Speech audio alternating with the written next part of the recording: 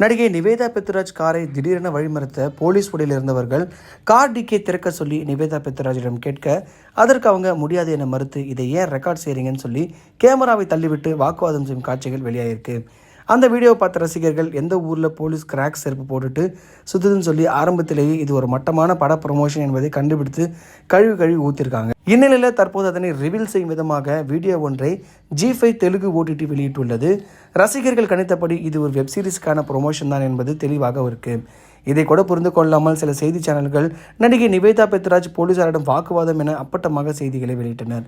தெலுங்கு வெப்சீரிஸான பருவா web series lead ரோலில் நிவேதா பெத்ராஜ் நடிச்சிருக்காங்க. இந்த மாதம் 14ஆம் தேதி அந்த வெப்சீரிஸ் G5 OTTயில் வருது.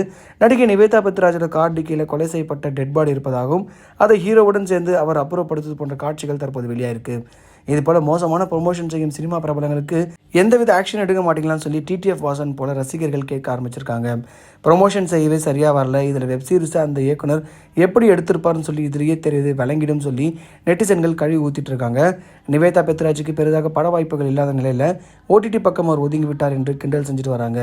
பருவு வெப்சீரிஸில் ஆணவ கொலையை மையப்படுத்தி கதை இயக்குனர் பவன் சட்டினேனி உருவாக்கியுள்ளதாக கூறப்படுது. இது எந்த அளவுக்கு ஹிட் ஆகும்னு சொல்லி எல்லாருமே ஷாக்கார அளவுக்கு இருக்கலாம். அதெல்லாம் தாண்டி உதயநிதி ஸ்டாலினுக்கும் நிவேதா பெத்ராஜுக்கும் இருக்க விஷயத்தை பற்றி எல்லாருமே கமெண்ட்ஸில் பேச ஆரம்பிச்சிட்டாங்கன்னு சொல்லலாம்.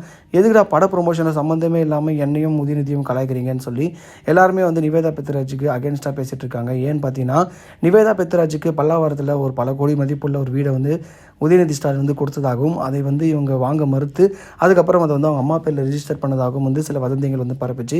அப்படி இருக்கும்போது எதுக்கு நான் சினிமாவில் நடிக்கணும் அப்படின்னு சொல்லி நிவேதா பெத்ராஜ் ஏற்பட கேள்வி பார்த்தீங்கன்னா எல்லாருக்குமே நியாயமாகப்பட்டது. அதை தாண்டி பார்த்தீங்கன்னா ஃபாரினில் பல ஏக்கர் நிலங்களை நிவேதா பெத்ராஜுக்கு உதயநிதி ஸ்டாலின் வாங்கி கொடுத்தாருன்னு சொல்லி ஒரு வைரலான விஷயமும் போச்சு.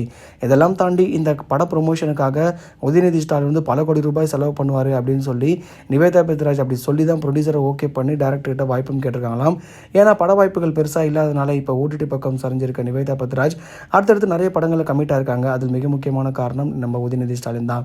ஏன்னா உதயநிதி ஸ்டாலின் கூட நடித்த ஒரு படத்தில் அவங்களுக்கு நல்ல கெமிஸ்ட்ரி உருவானதுனால எப்படி பார்த்தீங்கன்னா நம்ம ரெஜினா கெசந்திராவுக்கு நிறைய விஷயங்களை உதயநிதி பண்ணாரோ அதே போல் நம்ம நிவேதா பெத்ராஜுக்கும் பண்ணுவாருன்னு சொல்லி இவங்களோட கூட ரிலேஷன்ஷிப்பில் இருந்தார். இப்போ ரெண்டு பேருமே ஒன்றா இருக்காங்களா அப்படின்னு தெரியல. லிவிங் ரிலேஷன்ஷிப்பில் இவங்க இருந்தாங்கன்ற விஷயம் சமீபத்தில் தான் வெளியாச்சு. அந்த செய்தி பரவலாக வேறு லெவலில் வைரல் ஆச்சு சோஷியல் மீடியாவில். இப்போ ரெண்டு பேரும் ஒன்றா இருக்காங்கன்றது கேள்விக்குரியதாக இருக்குது. அதனால தான் பணம் எதுவுமே இல்லாதனால இப்போ OTT பக்கம் தலை காட்டியிருக்காங்க நிவேதா பெத்ராஜ். இவங்க சடனாக கார் மறிக்கப்பட்டு போலீஸால் கண்டுபிடிக்கப்பட்டாங்க அப்படின்னு சொல்லி விஷயம் வைரல் ஆச்சு. ஆனால் இப்படியெல்லாம் ப்ரொமோஷன் பண்ணுவீங்களா, அப்போ நான் மட்டும் என்ன தக்காளி தொக்கா அப்படின்ற மாதிரி TTF வாசனோட ஃப்ரெண்ட்ஸ் எல்லாம் வேறு லெவலில் வச்சு செஞ்சுட்ருக்காங்க.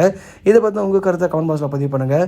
மறக்காமல் நம்ம சினி ஜங்ஷன் சேனலை லைக் பண்ணி ஷேர் பண்ணி கமெண்ட் பண்ணுங்கள். சப்ஸ்கிரைப் பண்ணுங்கள் மக்களே.